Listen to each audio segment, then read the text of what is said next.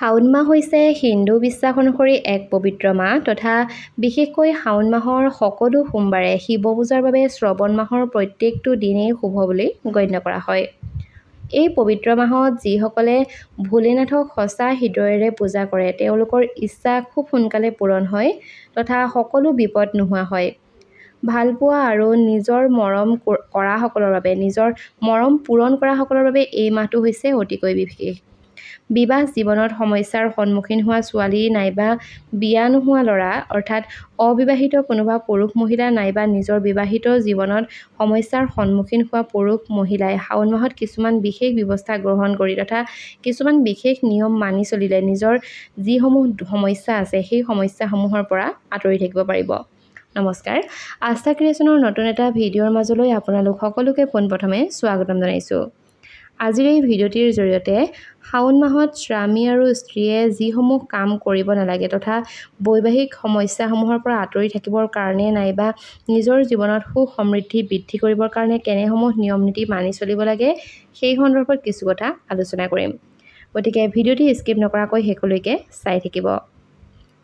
যদিহে আপোনাৰো বিয়াত অৰ্থাৎ আপোনাৰ বিয়াত কোনো ধৰণৰ সমস্যা আছে নাইবা আপোনাৰ বিবাহিত জীৱনতো বিভিন্ন ধৰণৰ সমস্যা আছে তেনেহ'লে সেই সমস্যাসমূহৰ সন্মুখীন আপুনি কেনেকৈ হ'ব নাইবা শিৱ পূজা কৰিলে আপোনাৰ কেনেধৰণৰ সহায় হ'ব বলক জানি লওঁ।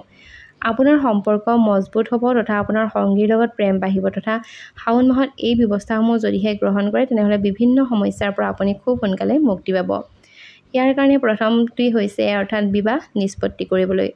যদিহে পতি পত্নীৰ মাজত বিবাদ অত্যধিক বাঢ়ি গৈছে অৰ্থাৎ বিবাহিত জীৱনত কাজিয়াৰ পেচাল বাঢ়ি গৈছে তেনেহ'লে শাওণ মাহত ভগৱান শিৱৰ ধ্যান কৰি নিয়মিতভাৱে ভগৱানক ৰঙা ফুল, গাখীৰ আৰু কেশৰ তথা এগিলাচ পানী মিহলি কৰি শিৱলিংগত আপোনালোকে অৰ্পণ কৰক, যাৰ ফলস্বৰূপে স্বামী স্ত্ৰীৰ মাজত প্ৰেম বাঢ়িব। দ্বিতীয়তে, প্ৰেম জয়ী কৰিবলৈ আপোনালোকে যদিহে আপুনি কাৰোবাৰ লগত আপোনাৰ মৰম প্ৰকাশ কৰিবলৈ ওলাইছে তেনেহ'লে বুধবাৰ হৈছে ইয়াৰ কাৰণে অতিকৈ উপকাৰী দিন অৰ্থাৎ ইয়াৰ উপকাৰী প্ৰমাণিত হৈছে। মৰম প্ৰকাশ কৰি বগা ফুল এপাহ ভগৱানলৈ আগবঢ়াওক অৰ্থাৎ আত্মবিশ্বাস আৰু সততাৰে নিজৰ মনৰ কথা সেই পুৰুষ নাইবা সেই মহিলাগৰাকীৰ আগত ব্যক্ত কৰক। তৃতীয়তে, বৈবাহিক সমস্যাৰ পৰা মুক্তি পাবলৈ যদিহে আপোনালোকে বিবাহিত জীৱনত দীৰ্ঘদিন ধৰি কোনো ধৰণৰ সমস্যা নাইবা বাধাৰ সৃষ্টি হৈ আছে তেনেহ'লে এইটো প্ৰতিকাৰ আপোনালোকৰ বাবে খুবেই উপকাৰী হ'ব। শাওণ মাহৰ প্ৰত্যেকটো সোমবাৰে অবিবাহিত ছোৱালী আৰু ল'ৰাবোৰে ৰাতিপুৱা সোনকালে উঠিয়ে গা পা ধুই হালধীয়া নাইবা বগা বস্ত্ৰ পৰিধান কৰক আৰু তাৰ পাছতেই খালী ভৰিৰে শিৱ মন্দিৰলৈ গৈ শিৱ, গণেশ, দেৱী পাৰ্বতী, নন্দী আৰু কাৰ্তিকক পূজা কৰিবলৈ আৰম্ভ কৰক। ইয়াৰ দ্বাৰা আপোনাৰ বিবাহৰ লগত জড়িত সকলো ধৰণৰ সমস্যা দূৰ হ'ব। তৃতীয়তে, প্ৰেম বিবাহৰ বাধা দূৰ কৰিবলৈ যিসকল ছোৱালীয়ে প্ৰেমিকক বিয়া কৰাব বিচাৰে কিন্তু বিয়াত বাধাৰ সৃষ্টি হৈ আছে তেওঁলোকে শাওণ মাহৰ প্ৰত্যেকটো সোমবাৰে ভোলেনাথক পূজা কৰিব লাগে আৰু এই দিনটোত ৰাতিপুৱা সোনকালে সাৰ পাই গা ধুব লাগে। গা ধোৱা পানীত গংগাৰ জল আৰু এচিকুট হালধি মিহলাই খাব পাৰে। গা ধোৱাৰ সময়ত ওম নমঃ শিৱায় মন্ত্ৰ জপ কৰিব পাৰে। অনাকাংক্ষিত আপোনালোকে জীৱনসংগী পাবলৈ অৰ্থাৎ যদিহে আপোনালোকে আকাংক্ষিত কোনো জীৱনসংগী বিচাৰি আছে তেনেহ'লে এই কাম কৰিব পাৰে। আকাংক্ষিত জীৱনসংগী পাবলৈ বিশুদ্ধ পানীত অকণমান গাখীৰ, কেশৰ, ৰঙা ৰঙৰ ফুল দি শাওণ মাহৰ বুধবাৰে শিৱলিংগত আপোনালোকে আগবঢ়াই দিব। লগতে সোমবাৰৰ দিনটো দ্ৰুত। ইয়াৰ বাবে দেৱী পাৰ্বতী আৰু ভগৱান শিৱ সন্তুষ্ট হয় আৰু তেওঁলোকৰ আশীৰ্বাদ প্ৰদান কৰে। আগতীয়া বিবাহৰ কাৰণে যিসকলে ইজনে সিজনক বিয়া কৰাব বিচাৰে কিন্তু তেওঁলোকে বিয়া কৰাব পৰা নাই তেওঁলোকে সোমবাৰৰ দিনটোত যিকোনো মন্দিৰলৈ শিৱলিংগত একেলগে জলাভিষেক কৰিব পাৰে। ইয়াৰ লগতে 108টা বেলপাতত হৰ হৰ মহাদেৱ লিখি ভগৱান শিৱক আপোনালোকে অৰ্পণ কৰক আৰু এই প্ৰতিকাৰে বিবাহৰ বাবে শুভ কাকতলীয় কঢ়িয়াই আনিবলৈ চেষ্টা কৰিব। বিবাহৰ লগত জড়িত অন্যান্য সমস্যাৰ পৰা মুক্তি পাবলৈ অবিবাহিত দম্পতীয়ে শাওণ মাহৰ এটা সোমবাৰে একেলগে ভগৱান শিৱ আৰু পাৰ্বতীক পূজা কৰিব লাগে। ইয়াৰ ফলত বিবাহৰ শুভ কাকতলীয় কাণ্ডৰ সৃষ্টি হ'ব লগতে আপোনাৰ বৈবাহিক জীৱন খুব বেছি সুখী হ'ব। ভগৱান শিৱৰ প্ৰতি উৎসৰ্গিত শাওণ মাহ আৰম্ভ হৈ গৈছে। বিশ্বাস কৰা হয় যে এই পবিত্ৰ শাওণ মাহত ভগৱান শিৱক কৈলাশ এৰি পৃথিৱী দৰ্শন কৰিবলৈ আহে। দেৱশনীয় একাদশীৰ পিছত ভগৱান বিষ্ণুৰ পৰৱৰ্তী 4 মাহ যোগ নিদ্ৰাত সোমাই যায় আৰু এই সময়ছোৱাতে মহাদেৱে সৃষ্টিৰ যত্ন লয়। আৰু এই কাৰণেই শাওণ মাহত ভগৱান ভোলেনাথক বিশেষভাৱে পূজা কৰা হয়। শাওণ মাহত শিৱৰ আশীৰ্বাদ পাবলৈ হ'লে কিছুমান নিয়মৰ যত্ন লোৱাটো খুব বেছি প্ৰয়োজনীয়। শাওণ মাহত চুলি দাড়ি কটা সম্পৰ্কীয় কিছুমান নিয়ম আছে আৰু সেই নিয়মবোৰ আজি এই ভিডিঅ'টিৰ জৰিয়তে আলোচনা কৰিম। পুনৰ এবাৰ কৈ দিওঁ, যদিহে এতিয়াও আমাৰ চেনেলটি ছাবস্ক্ৰাইব কৰি ৰখা নাই তেনেহ'লে নিশ্চয়কৈ চেনেলটি ছাবস্ক্ৰাইব কৰিব আৰু আজিৰ এই ভিডিঅ'টিত এটি সুন্দৰ কমেণ্টৰ জৰিয়তে এটি লাইক কৰি দিবলৈ নাপাহৰিব। শাওণ মাহত বিশেষকৈ চুলি দাড়ি কাটিব নোৱাৰাৰ কাৰণ কি বাৰু আপোনালোকে জানেনে? শাওণ মাহত চুলি কটাব নোৱাৰাৰ কাৰণ হৈছে আমি সকলোৱে নিশ্চয় শুনিছোঁ যে শাওণ মাহত চুলি কটাটো উচিত নহয়। কিন্তু ইয়াৰ আঁৰৰ কাৰণটো কিছুমান মানুহে প্ৰায়ে নাজানে। আৰু এইটো বুজাটো গুৰুত্বপূৰ্ণ যে যিকোনো বিশ্বাসৰ আৰম্ভণি প্ৰচলিত পৰিস্থিতি অনুসৰি হয়। প্ৰাচীন কালত চুলি কটা আৰু কাটিবলৈ ব্যৱহাৰ কৰা সঁজুলিবোৰ লোহাৰে তৈয়াৰ কৰা হৈছিল আৰু ইয়াৰ ধাৰে ধাৰে অতি চোকা আছিল। এনে পৰিস্থিতিত কাটি পেলোৱা আৰু আঘাত পোৱাৰ সম্ভাৱনা বেছি আছিল। শাওণ মাহত বৰষুণ বেছি আৰু সূৰ্যৰ পোহৰো কম।